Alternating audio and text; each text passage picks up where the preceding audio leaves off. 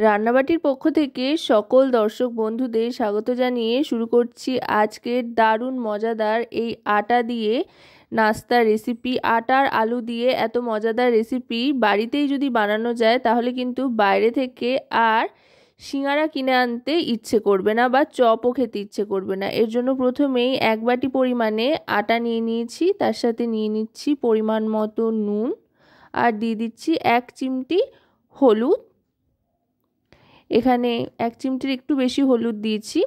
চাইলে হলুদটা আপনারা নাও দিতে পারেন, আবার দিতেও পারেন, এতে খুব সুন্দর একটা রং আসবে। হলুদটা অপশনাল। তারপরে একটু জোয়ান হাতে ঘষে দিয়ে দিচ্ছি, এতে করে খুব সুন্দর একটা ফ্লেভার আসবে আর হজমেও সাহায্য করে যেহেতু জোয়ান। আর এবার দিয়ে দিচ্ছি রিফাইন অয়েল। এখানে 3 থেকে 4 চামচ পরিমাণে রিফাইন অয়েল দিয়ে নিচ্ছি। ভালো করে কিন্তু এই আটাটায় ময়ান দিয়ে নিতে হবে, তাতে বেশ মুচমুচে খাস্তা একটা ব্যাপার আসবে। একেবারে ঝুরঝুরে করে ময়ামটা দিয়ে নিতে হবে, যাতে আটাটা হাতে চেপে ধরলে দলা পেকে যায়, তারপরে হালকা প্রেস করলে আবার ঝুরঝুরে হয়ে যায়। সেভাবেই ময়ানটা এখানে দিয়ে নিতে হবে। ভালো করে ময়ান দেওয়ার পর তারপরে অল্প অল্প জল দিয়ে মিডিয়াম একটা ডো তৈরি করে নিতে হবে। না খুব শক্ত হবে আবার না একেবারে নরম হবে, সেরকম একটা ডো এখানে তৈরি করে নিচ্ছি অল্প অল্প করে জল দিয়ে। সাধারণত খাস্তা বা সিঙ্গারার জন্য যেমন ধরনের ডো সাধারণত আমরা বানিয়ে থাকি সেরকমই কিন্তু অনেকটা এই ডোটা তৈরি করে নিতে হবে। দেখুন হলুদটা দেওয়ার কারণে কিন্তু খুব সুন্দর একটা রং এসছে, এই জন্যই একটু হলুদ ব্যবহার করেছি। তবে আপনারা না চাইলে নাও দিতে পারেন, এতে কিন্তু স্বাদের কোনো ব্যাপার নেই, দেখতে সুন্দর হবে এই আর কি। আটাটা কিন্তু মোটামুটি মাখা হয়ে গিয়েছে। আটাটা মাখা হয়ে যাওয়ার পর এবার এটাকে রেস্টে রাখতে হবে। রেস্টে রাখবো মোটামুটি 10 থেকে 15 মিনিট মতো। ততক্ষণে একটা পুর তৈরি করে নেব। পুর তৈরির জন্য কড়াইতে সাদা তেল গরম করে তাতে দিয়ে দিচ্ছি গাজর কুচি। গাজরটা ভাজতে থাকবো। এখানে কিন্তু কিছু ফোড়ন দেওয়ার ব্যাপার নেই, ডিরেক্ট গাজরটা দিয়ে দিলাম। যেহেতু এখন শীতকাল সেই জন্য নানান রকমের সবজি পাওয়া যাচ্ছে, তাই নানান রকমের সবজি ব্যবহার করছি।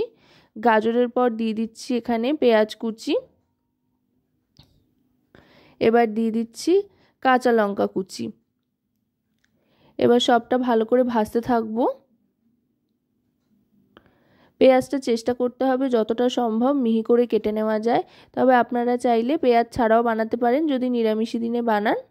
এবার দিয়ে দিচ্ছি ক্যাপসিকাম কুচি বেশ খানিকটা পরিমাণে, এতে করে অনেকগুলো সবজিও ব্যবহার হচ্ছে, বেশ কালারফুল হবে আর এই ফাঁকে সবজিও খাওয়া হয়ে যাবে। সব সবজিগুলো ভালো করে ভেজে নিচ্ছি। আর খেয়াল রাখতে হবে এখানে কিন্তু সব সবজিগুলোই খুব ছোট ছোট করে মিহি করে কেটে নিতে হবে একেবারে, এতে করে তাড়াতাড়ি তৈরিও হয়ে যাবে আর মুখে খুব একটা পড়বেও না, টেস্টটা খুব সুন্দর হবে। এবার দিয়ে দিচ্ছি পরিমাণ মতো নুন। আর এই পুরটা তৈরির সময় কিন্তু কোনো রকম জলের ব্যবহার করব না, তাই সেটা অবশ্যই খেয়াল রাখবেন। আপনারাও যখন বানাবেন কোনো রকম জলের ব্যবহার কিন্তু করবেন না। এবার দিয়ে দিচ্ছি এতে লঙ্কার গুঁড়ো, বেশ একটু ঝালঝাল হবে। লঙ্কা কুচি লঙ্কার গুঁড়ো দুটোই ব্যবহার করছি। শীতকালে বেশ ঝালঝাল যে কোনো চপ টপ খেতে কিন্তু ভালো লাগে বা এই ধরনের খাস্তা খেতে। এবার ঢাকনা দিয়ে নিলাম খানিকক্ষণ, মোটামুটি 1 মিনিট মতো ঢাকনা চাপা দিয়ে ঢাকনাটা সরিয়ে নিয়েছি। দেখুন ক্যাপসিকাম গাজর এগুলো কিন্তু খুব সুন্দর নরম হয়ে গিয়েছে। সবজিগুলো বেশ নরম হয়ে যখন আসবে তখন দিয়ে দেবো এতে বেশ খানিকটা ধনেপাতা কুচি। ধনেপাতা কুচি দিলে যে কোনো রেসিপির স্বাদ কিন্তু অনেক গুণ বেড়ে যায়। ধনেপাতাটা দিয়ে ভালো করে মিশিয়ে নেওয়ার পর এবার এর মধ্যে দিয়ে দেব সেদ্ধ করে ম্যাশ করে রাখা আলু। আলুটা দিয়ে এবার ভালো করে মাখিয়ে নিতে হবে এর সাথে। আলু দিলে বেশ একটা আঁটো মাখো মাখো ব্যাপার আসবে। আলু সেদ্ধটা দিয়ে এবার মাখিয়ে নিচ্ছি। এইভাবে কিন্তু আলুর খাস্তা খুব চটজলদি তৈরি হয়ে যায়। আলু সেদ্ধটা ভালো করে মাখিয়ে নিয়েছি। এবার দিয়ে দিচ্ছি এটাকে আরেকটু স্পাইসি করার জন্য 1 চামচ টমেটো কেচাপ আর এরপর দিয়ে দেব ম্যাগি মশলা। এতে করে এর স্বাদটা অনেক গুণ বেড়ে যাবে আর দারুণ সুন্দর একটা গন্ধ আসবে। টমেটো কেচাপ আর ম্যাগি মশলা দিয়ে ভালো করে মিশিয়ে নেব। এবার কিন্তু মেশানোর আগে গ্যাসের ফ্লেমটা অফ করে দিচ্ছি, যেহেতু একেবারে শুকনো শুকনো হয়ে গিয়েছে তাই গ্যাসের ফ্লেমটা অফ করে মেশাচ্ছি, এতে করে সুবিধা হবে, নয়তো কিন্তু আটকে আটকে ধরবে কড়াইয়ের সাথে। তাই গ্যাসের ফ্লেমটা অফ করে ভালো করে মিশিয়ে নামিয়ে নিয়েছি। পুরটা তৈরি হয়ে গিয়েছে। এবার আবার চলে যাব আটার ডোটার দিকে, যেটা রেস্টে রেখে দিয়েছিলাম তৈরি করে। এবার এখান থেকে লেচি কেটে নেব। মোটামুটি এই এক বাটি, বড় বাটির এক বাটি যেটা দেখিয়েছিলাম, সেই এক বাটি আটার থেকে কিন্তু আমার 8টা লেচি তৈরি হয়েছে। এই সাইজের লেচিগুলো হবে, দেখতেই পাচ্ছেন, না খুব বড় না খুব ছোট, মাঝারি সাইজের হবে। সাধারণত লুচির জন্য আমরা যেমন সাইজের লেচি বানিয়ে থাকি সেরকম সাইজের লেচি কিন্তু এখানে কাটছি। এবার এগুলোকে ঠিকঠাকভাবে গোল করে নিতে হবে, প্রপারলি গোল করে নেওয়ার পর এবার বেলতে আরম্ভ করব। এবার যেটা করব, সেখানে বলবার তেমন কিছু নেই, এখানে পুরো ব্যাপারটাই দেখে নিতে হবে। এবার এগুলোকে বেলে নেব, আর তেলের সাহায্যেই বেলছি, সাদা তেল দিয়ে বেলে নিচ্ছি। ছোট ছোট করে ছোট ছোট লুচির মতো করে বেলছি। আশা করব রেসিপিটি আপনাদের ভালো লাগবে। ভালো লাগলে অবশ্যই রান্নাবাটি চ্যানেলটিকে সাবস্ক্রাইব করে লাইক শেয়ার কমেন্টের মাধ্যমে আমাদের পাশে থাকবেন, আর পাশে থাকা বেল আইকনটি অন করে দেবেন সবার আগে সমস্ত রকম নতুন রান্নার নোটিফিকেশান পাওয়ার জন্য। কারণ আপনাদের নিয়ে, আপনাদের জন্যই আমাদের চ্যানেল রান্নাবাটি।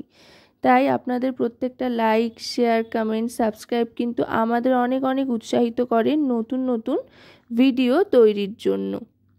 এটা কিন্তু বেলা হয়ে গিয়েছে, দেখুন, খুব পাতলা করেও বেলিনি আবার খুব মোটা করেও বেলিনি, একদম মাঝারি মানের করে বেলে নিয়েছি। আর যেহেতু হলুদ গুঁড়ো দিয়েছিলাম তাই দেখুন দেখতে কত সুন্দর লাগছে, বেশ সুন্দর একটা রং এসছে। এবার যে পুরটা তৈরি করে নিয়েছিলাম সেটা মাঝখানে দিয়ে এবার এইভাবে ঠিক শাড়িতে কুচি দেয় যেভাবে, সেভাবে কিন্তু ভাঁজ করে নিতে হবে।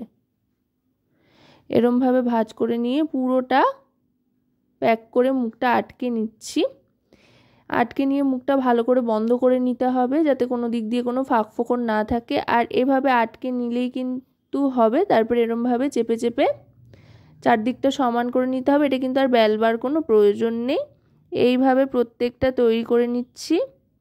দেখুন এখনই দেখতে কি সুন্দর লাগছে প্রত্যেকটাকে, ঠিক অনেকটা প্যারার মতো দেখতে লাগছে। এবার এগুলোকে ভাজার জন্য তেলে ছেড়ে দিচ্ছি। সাদা তেলটা আগে থাকতে গরম করে নিয়ে তারপরে গ্যাসের ফ্লেমটা মিডিয়াম টু লোতে রেখে কিন্তু ভাজতে হবে, যাতে বাইরে ভেতরে সব দিকটা সমানভাবে ভাজা হয়ে যায়, ভেতরের অংশ কাঁচা না থাকে, সেদিকে লক্ষ্য রেখে ভাজতে হবে। তাই একটু সময় হাতে নিয়ে কিন্তু ভাজতে হবে। আর গ্যাসের ফ্লেমটা যেটা বললাম মিডিয়াম টু লোতে রেখে ভাজতে হবে, তেলটাকে ভালো করে গরম করে নিয়ে।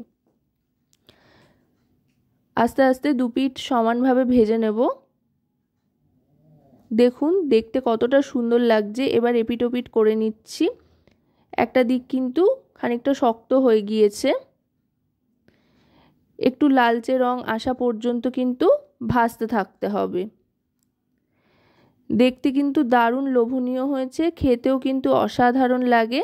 বাচ্চা থেকে বড় সকলে কিন্তু খুবই মজা পাবে এটা খেতে, একবার খেলে কিন্তু বারবার খেতে চাইবে।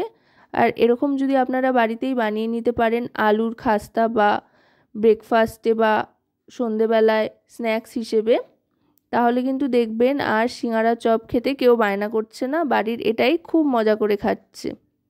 কথায় কথায় কিন্তু দেখুন খুব সুন্দর একটা কালার চলে এসছে, ভাজা কিন্তু প্রায় হয়ে এসছে। এবার আস্তে আস্তে তুলে নিচ্ছি। দেখুন ভাজা হয়ে গিয়েছে। এবার এক এক করে এগুলো আমি তুলে নিচ্ছি।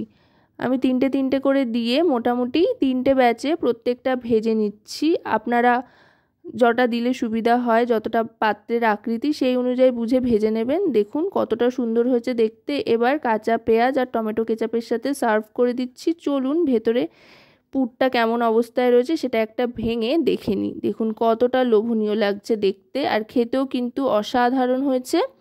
সেটা বাড়িতে না বানিয়ে ট্রাই করলে কিন্তু বুঝতে পারবেন না।